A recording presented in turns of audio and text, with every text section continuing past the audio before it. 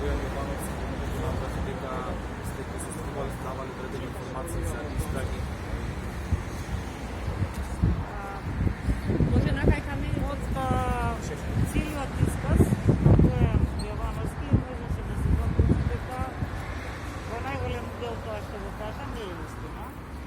Значи никогаш во јавност не протекували информации од предмети што се воделе во обвинителството за гонење на организиран криминал и корупција. А особено никој не се пожалил дека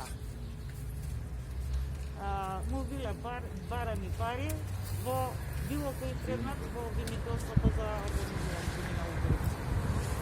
Се жали дека неговиот мобилен телефон не е вештачен, а тврди дека во него има информации кои што би дали друго светло врз овој предмет. Значи,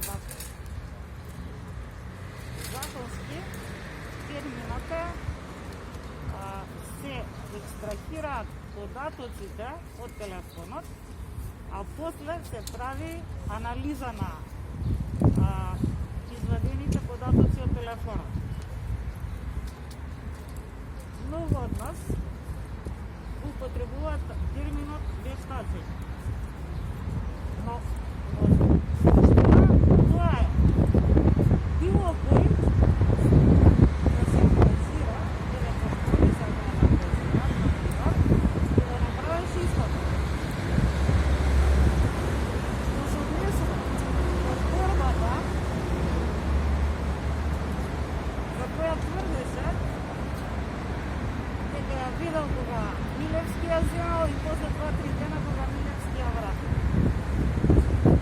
Во анализата на неговиот телефонски уред има слика. Точно локација родителите, каде што живеат родителите на Бојан Јовановски.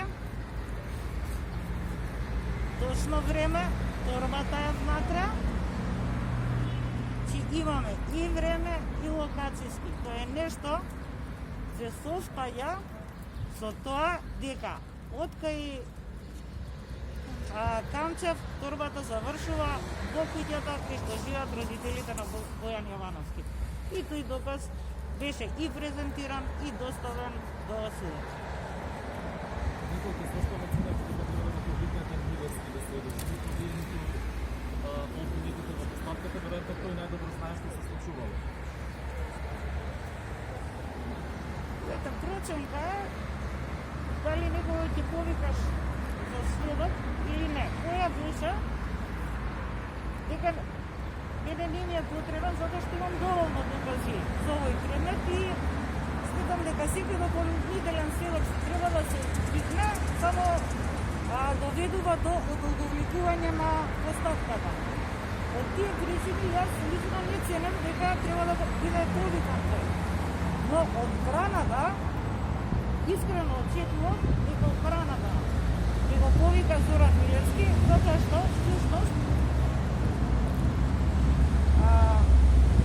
ствари сега ми е јасно и зашто не го повика. Целата одбрана на Бојан Јовановски се сведуваше на обвинување кон Зоран Милевски. Доколку они го повикаа, сигурно немаше да може Бојан Јовановски на овој начин да ја дава својата одбрана. Добро, обвинителки беше споменат и екс-премиерот Зоран Заев во конотација дека тој прв соопштил на Бојан Јовановски дека се води некаква истрага против него, па дека е следен Катица Јанева и тој од некој странски одбор.